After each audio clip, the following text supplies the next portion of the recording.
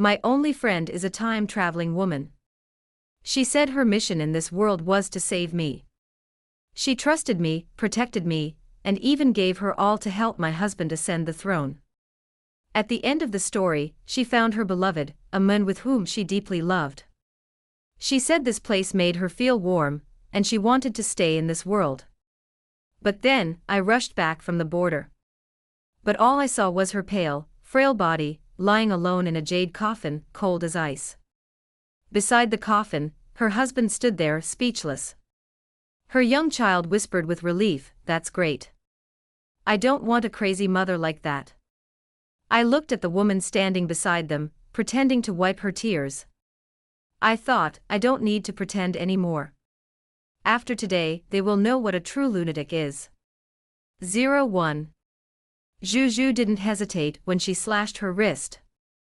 The doctor who examined her said the scar on her wrist was so deep that no one would have been so brutal unless they were determined to die.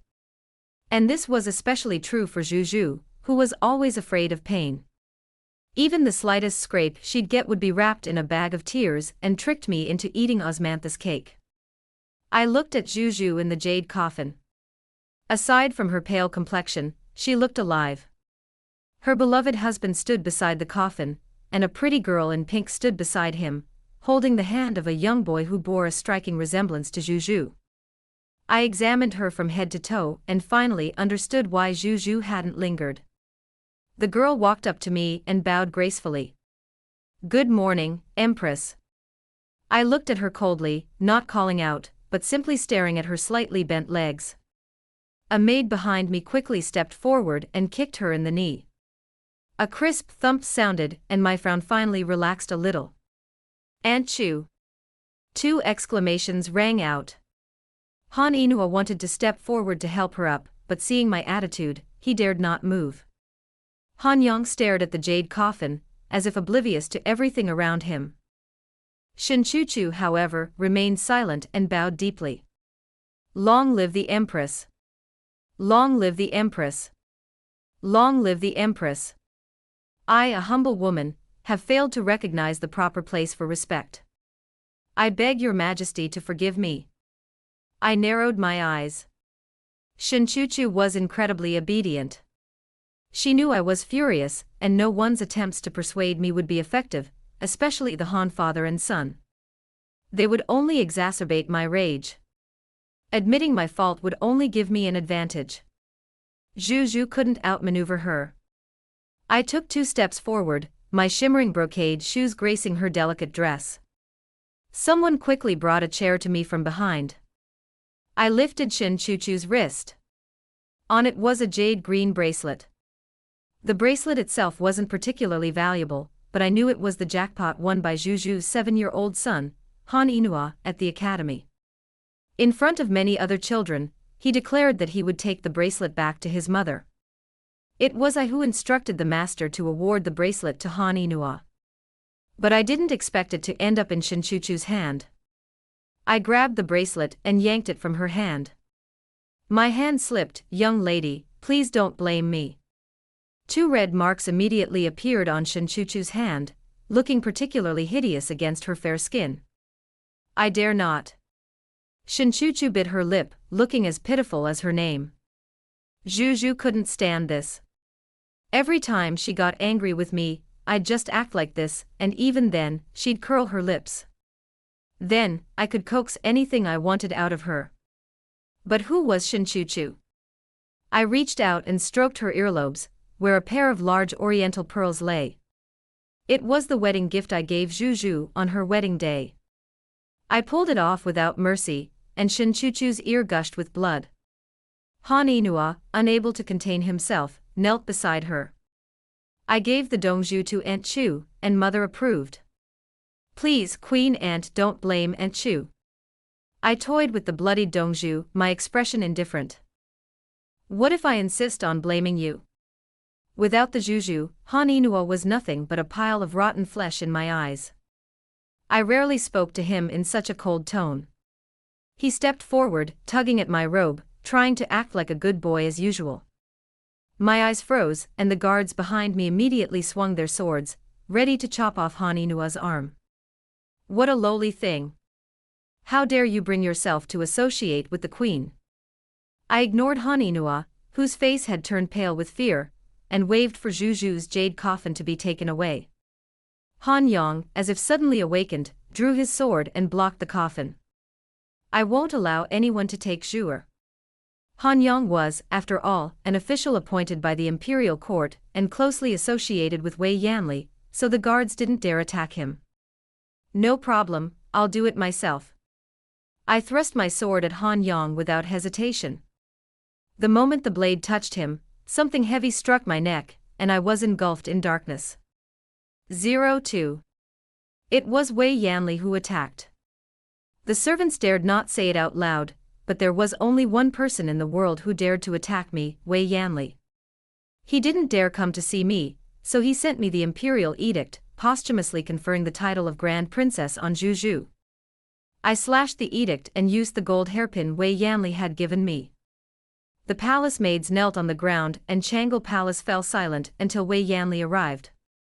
Fuyu, Zhu is dead. If you're not satisfied, I can give her a more honorable posthumous title. I kill Shenchuchu and then posthumously confer her the title of Empress. What do you think? Wei Yanli remained silent. I want them buried with me. That's impossible. Okay. My words came so fast that Wei Yanli was caught off guard and suddenly looked up at me. What did you say? Okay. I'll do it my own way. I won't allow anyone to set up a mourning hall for Zhu. They're not qualified. Then I'll send people to collect everything related to Zhu. Han Yang held his sword in refusal. Shenchuchu knelt to one side, her lower lip tightly bitten by her teeth, and she remained silent. I simply raised my hand, and attendants filed in, pinning Han Yang down, his knees slamming heavily against the jade floor. He had knelt before me like this before when he proposed to Zhu. I discovered his secret dealings with Zhu.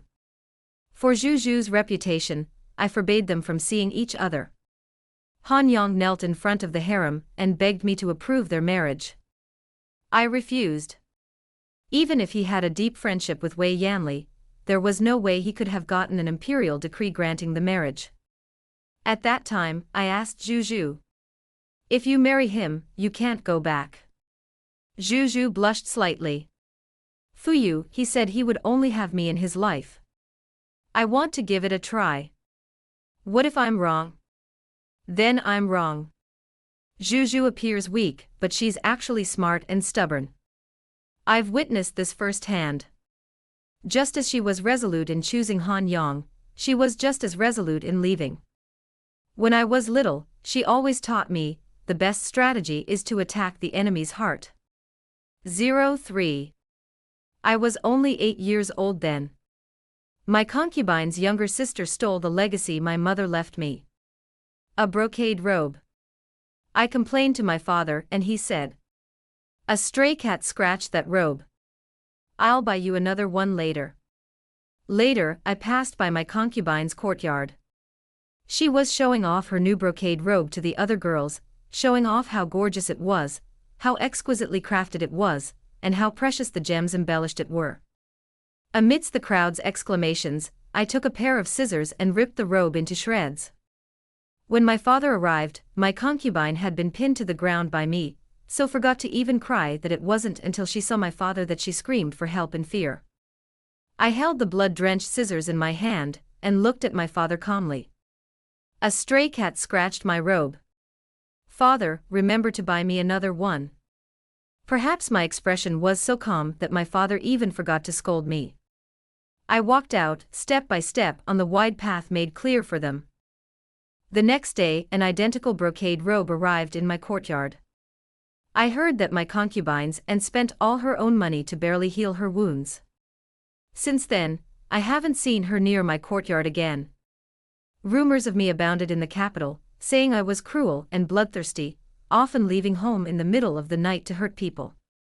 It was during this time that Zhu appeared beside me. The daughter of the Minister of Rights pushed me into the lake. I clung to a rock, climbed ashore, and dragged her back into the lake. She nearly lost her life. The Minister of Rights begged the emperor, asking my father to punish me severely. The emperor inquired about the circumstances, but no one was willing to testify on my behalf. Only Zhu Zhu stepped forward. Miss Li was the first to treat Miss Jean unjustly. If punishment is to be imposed, it should be treated equally. The emperor, understanding the entire situation, did not punish me. Instead, he ordered the Minister of Rights to discipline his children strictly. In the past, I only knew how to kill anyone who bullied me. But Zhu Zhu told me not to sacrifice myself just to punish others. It's not worth it. If others suffer, you can't blame me. I warned her not to come near me. I'm poisoned. Zhu Zhu wouldn't listen. It's okay, I have the antidote. Later, whenever I got into trouble, Zhu Zhu would always clean up after me. No one ever called me a vicious person again. They all said I was a poor, motherless child, bullied by my concubines and stepsisters. I asked Zhu Zhu why she helped me.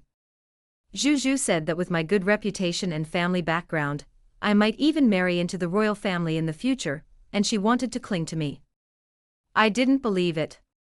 It wasn't until I reached my 15th birthday, when my marriage to the crown prince was arranged, that Zhu Zhu told me the truth. She said she was from another world, and that she came here only to redeem me. If she hadn't intervened, I would have been on a path to destroy the entire dynasty. Now that my life is back on track, she's also preparing to leave. Zhu Zhu said that if her body died here, she'd be able to return directly to her original world. She loved it there, and I couldn't force her to stay. It was Han Yang who kept her. I was happy then, too. But I never imagined there would be another Shinchuchu. 04. Zhu Zhu's death was indeed a significant shock to Han Yang. He's in the most painful time right now, but it won't be long before he forgets his sins and continues his glorious life. And my Zhu Zhu will be buried in the depths of the earth, all alone and lonely. I won't allow it. Han Yang was pinned down in the courtyard. My people found their old wedding dress from the Han mansion. This is Zhu Zhao's wedding dress. My sister's wedding dress. I carelessly stroked the armor. Burned it. This is the furniture Miss Zhu bought. Smashed it. This is. I want the 3 Han family members to watch as I remove every trace of Zhu Zhu's presence. Han Inua still didn't understand what I was going to do. Only Han Yang's eyes were bloodshot, and he kept growling. Stop it, stop it. Zhuer will come back, she will come back. She's just mad at me, like she always does. I tisk tsk. Who are you pretending to be? My soldiers were so capable that they quickly dismantled the Han mansion. Aside from this house, there was nothing left. This family drank Zhu Zhu's blood, but they also forced her into a desperate situation. I closed my eyes and a smile crept into my lips. Since your love is so deep, I will officially grant Shinchuchu to you as your wife. From now on, Han Inua will be her child. Hearing this, Shinchuchu was overjoyed. She was about to kowtow to thank me, but Han Yang retorted. I will only have Zhu Zhu as my wife in this life. Han Inua happily knelt beside Shinchuchu and impatiently called her mother. Mother, I've finally waited for you to be my mother. I don't like that tigress. He turned to look at Han Yang again. Dad, didn't you also say Aunt Chu is the best woman in the world? Han Yang's face turned pale, and he refused to respond. I chuckled softly and left the imperial decree granting the marriage. They are so deeply in love, so let's do as they wish, without tarnishing Zhu Zhu's name. Before leaving, I threw out a piece of paper with 2 words clearly written on it. Divorce. Han Yang, you don't deserve to die with her. 05. The Han family situation was a turmoil. Shinchuchu even disregarded her dignity, and sought Wei Yanli's imperial decree to marry into the Han family. Upon hearing the news, the maids looked at me cautiously, trying to detect any sign of displeasure, but I simply sipped my tea. This tea is no good. Not only was I unmoved by Shinchuchu's marriage to Han Yang, I even personally gifted him several beauties, one of whom bore a striking resemblance to Zhu. Upon entering the mansion, she immediately overshadowed Shen Chuchu. Han Yang spent every night in her room, and when he was lost in thought, he would call out Zhu's name. When the man reported this to me, I poured a cup of tea out the window. Next time he calls the wrong name, remember to shut him up. Zhu didn't want to hear her own name from him. The beauty, now favored by Han Yang, constantly provoked Shen Chuchu, employing all the same tactics she'd used before. For example, she feigned illness and falsely accused Shen Chuchu of poisoning her. She pampered Han Inua to the point of lawlessness. She deliberately encountered Shen Chuchu, causing her to fall into a coma for 3 days, only to be awakened by a needle from the beauty. The needle caused blood to flow from Shen Chuchu's fingertip, and the pain instantly brought her back to life. She complained to Han Yang. She did it on purpose, she did it on purpose. Han Yang frowned. You told me that a slight bump wouldn't cause a 3-day coma, and that pricking a fingertip meant she was just asleep. Shen Chuchu was speechless. That's what she had said when she'd harmed Zhu, and then turned the tables on him. Han Yang believed her and berated Zhu, accusing her of resorting to extremes out of jealousy. Now that the needle had been thrust into her own body, she didn't know how to defend herself. She didn't dare reveal the truth of what had happened, fearing she would further alienate Han Yang. Fortunately, there was Han Inua, giving her peace of mind. Over there, Han Inua was wrestling a cricket with a servant. He'd taken advantage of Shen Chuchu's coma, and forced the accountant to give him 1,000 taels of gold to buy the cricket. By the time Shen Chuchu discovered the discrepancy in the accounts, the man who'd sold him the cricket had already left Kyoto. Without Zhu's dowry, the Han family had little money left, and Han Inua had simply spent all the family's food and clothing expenses for the year. Shen Chuchu was so angry that she hit him twice. Han Inua had been spoiled by her. You vixen! You killed my mother, and now you want to kill me. They're right, you're a vixen. I'm going to find my father and beat you to death. These words infuriated Shen Chuchu even more.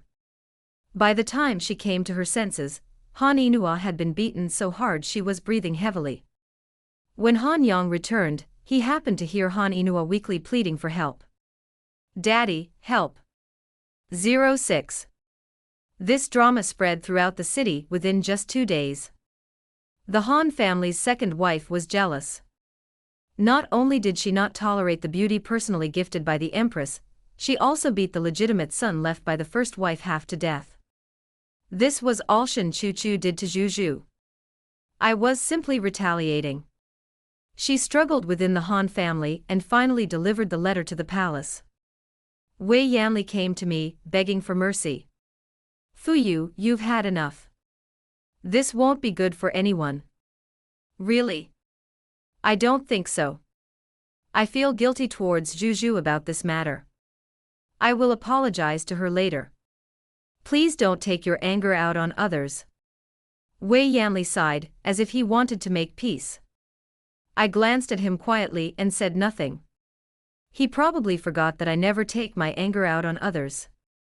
Whoever makes a mistake must pay the price. The Han family matter was settled by Wei Yanli's decree.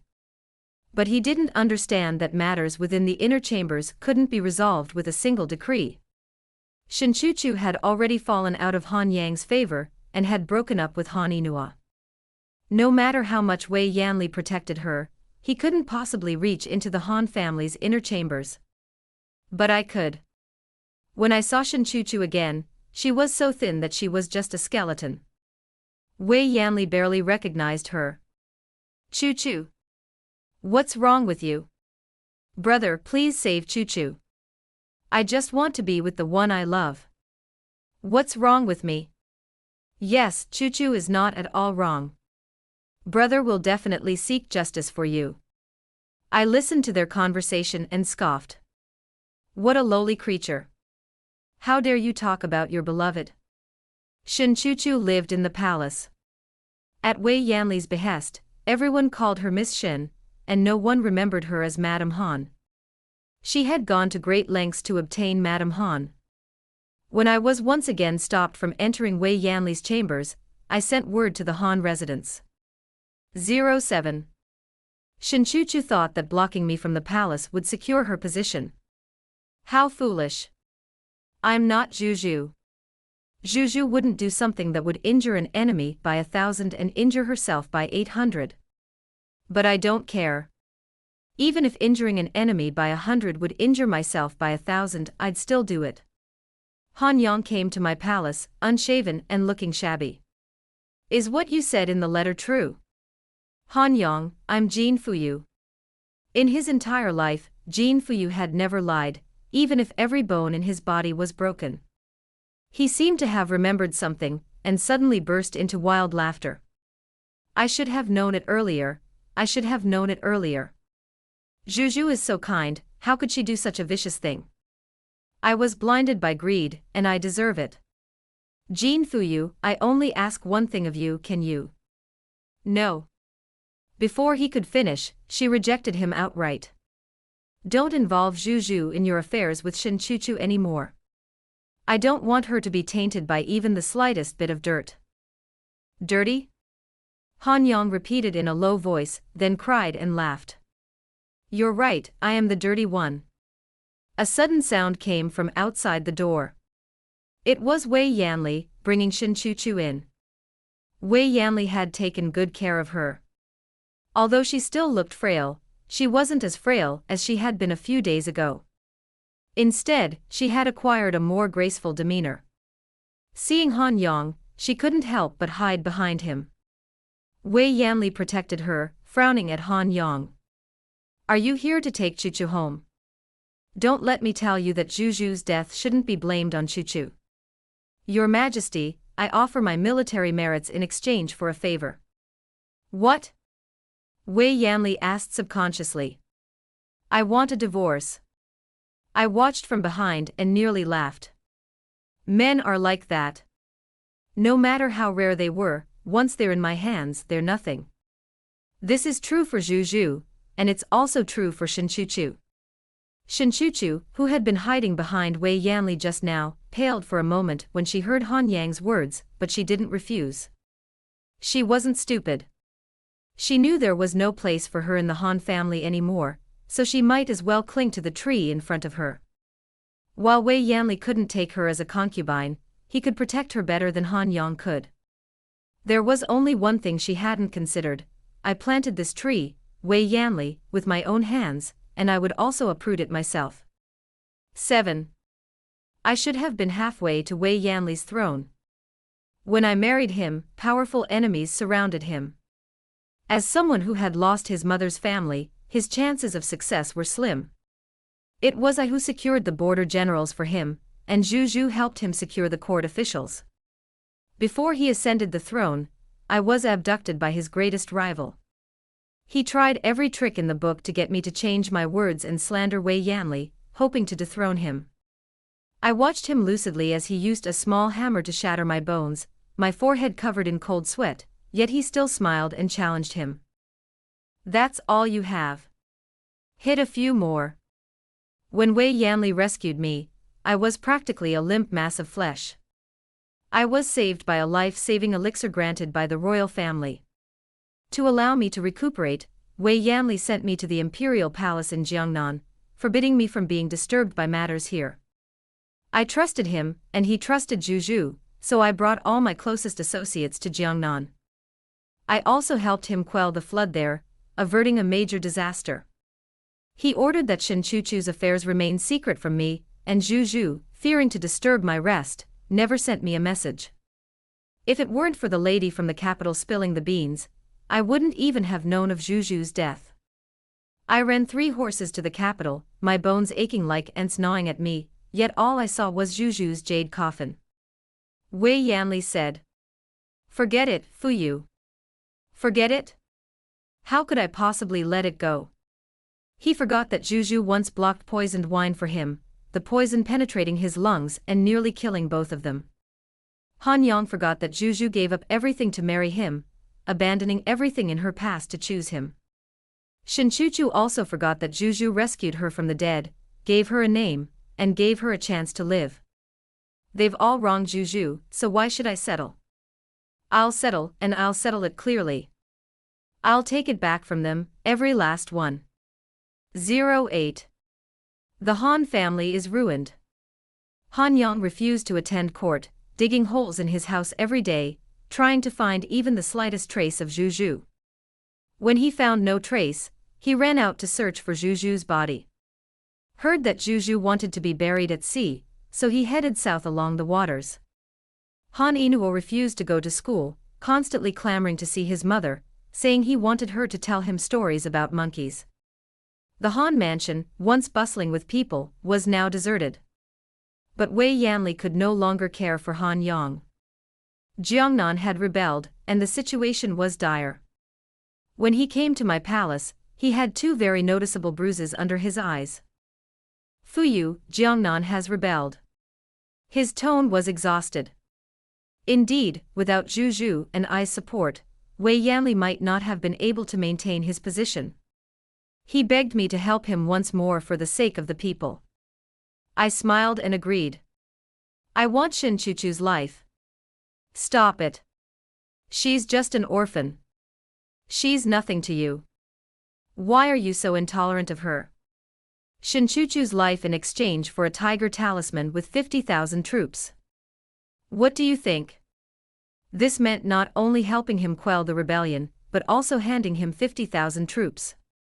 Wei Yanli pondered for a cup of tea, looking deeply conflicted. If you truly hate her so much, then I'll do as you say. With that, he looked at me eagerly. I was also very clever and took the tiger talisman from my inner chamber.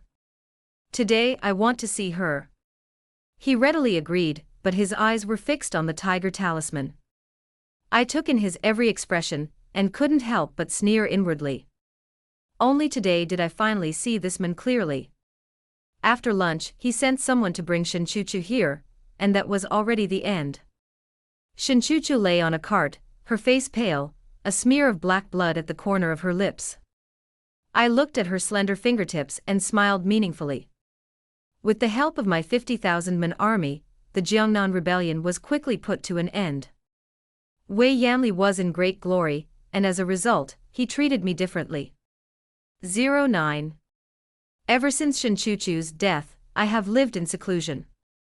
I heard that many families contributed to the suppression of the rebellion, and Wei Yanli wanted to reward them according to their merits, and most people set their sights on his harem. I was the only one in Wei Yanli's harem, and no one had dared to persuade him to select a concubine. It was because I commanded 50,000 of the most elite troops, which Wei Yanli feared, and the court officials were even more secretive. Now that the army is under Wei Yanli's command, and they've achieved military merit, they no longer need to be wary of me when it comes to selecting a concubine. People are always dissatisfied. Like Han Yang. When he proposed to Zhu, he promised her a lifetime together. When Zhu said she didn't want children, Han Yang said he would be content with her alone. But later, through subtle insinuations, he got Zhu pregnant, nearly killing her. The child Zhu risked her life to keep didn't earn her long-lasting devotion. Not only this man, but even her own children betrayed her, wanting more. Han Yang once asked Zhu if she wanted to have more sisters to accompany her, but Zhu flatly refused. Even Han Inua, who had played a supporting role, was punished. Zhu mentioned this to me in a letter. Fuyu, do you think I made the wrong choice? Many things were already beginning to show signs back then, but I didn't catch on quickly enough. When the matter of selecting a concubine was on the agenda, Wei Yanli came to the palace to apologize. I'm sorry, I'm the son of heaven now, and I have to balance all forces. Fuyu, you're the only one in my heart. Please trust me. I think he's probably forgotten the oath he made to heaven when I narrowly escaped death. In this life, I will only have Jin Fuyu. If I break this oath, my body will be destroyed. I trusted him so much that even after traveling to Jiangnan, I didn't forget to help him stabilize his regime. Now, just a few years later, he's completely forgotten. Or perhaps, having been in a high position for so long, he's long been tempted to overstep his bounds. Even Han Yang, after gaining power, would crave more, let alone the supreme Son of Heaven.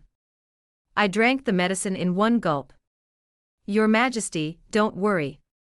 I'll save myself from all this. What I don't have, how could Wei Yanli have it? 10. I was not present on the day of the selection. Wei Yanli spent every night with his newly acquired concubines, and rumors circulated throughout the palace that the empress had fallen from favor.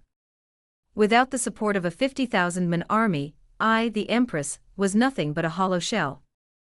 This was probably the most triumphant moment of Wei Yanli's life, wielding immense power and surrounded by beautiful women, a truly delightful experience.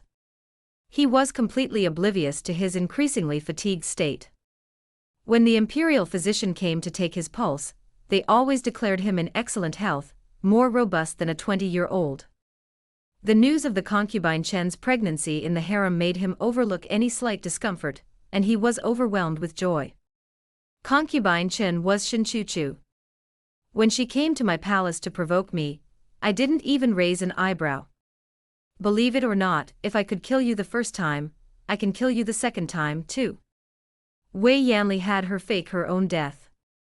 I knew it was just a play for him. Shenchuchu was feeling quite proud. Jin Fuyu, you're still being stubborn. Zhu is useless and you, a short-lived creature, are even more useless. Before she could react, I slashed off her hair with my sword. She thought I was going to kill her, so frightened she forgot to scream, and stood there blankly, a foul odor emanating from her. Wei Yanli, upon hearing the news, rushed over and saw this move, unconsciously taking 3 steps back. Someone quickly helped the concubine Chen return to the palace. After watching Shenchuchu leave, he turned his gaze to me. Fuyu. No need to say.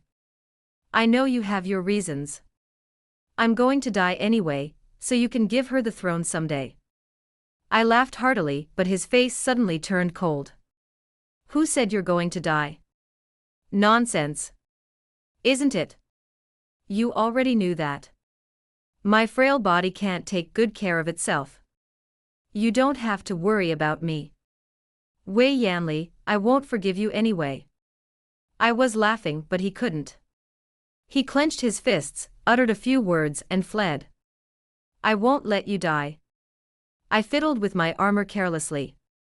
It doesn't matter whether I live or die, what matters is that you all die. 11. While Wei Yanli was protecting Shenchuchu's child, he sent someone to take my pulse and prescribe medicine.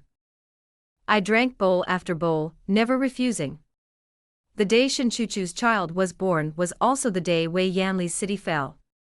He wanted to promote Shenchuchu to be his imperial concubine, and this child to be his crown prince. I couldn't help but speak up behind him. I don't think there's any need for a crown prince. You're already lost on the throne anyway. Wei Yanli turned abruptly and saw the generals standing behind me. The noble families wouldn't side with me, but I had most of the civil and military officials who supported this empire under my control. The army that Wei Yanli needed a tiger talisman to command, I could take with a single word. He glared at me furiously. Jin Fuyu. Are you planning a rebellion? When have I ever treated you poorly? I gave Zhu a posthumous title after her death. I allowed you to do whatever you wanted. I even let you deal with Han Yang. Even if I took a concubine, it wouldn't have shaken your position as empress. What else are you dissatisfied with? Then he looked behind me again. And you, what are you doing? I'm the emperor, and it's me you must be loyal to. An immediate reply came from behind me.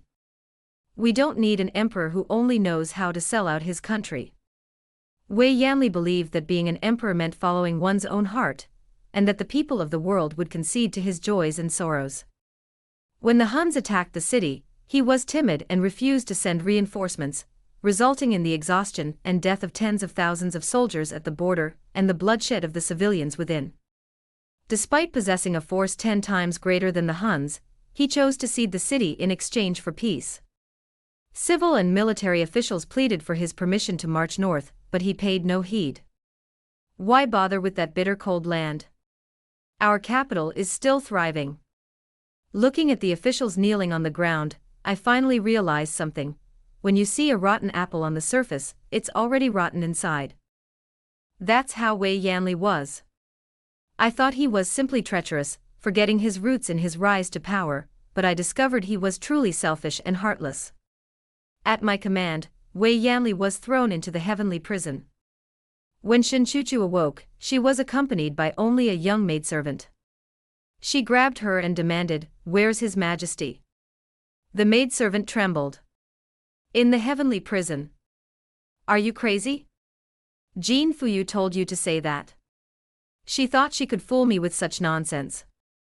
"His Majesty said he would make me a noble concubine after I gave birth." She cried out incessantly in the chamber, but no one paid her any attention. Even the maidservant from before had disappeared, and no one knew when. There were no candles in the palace.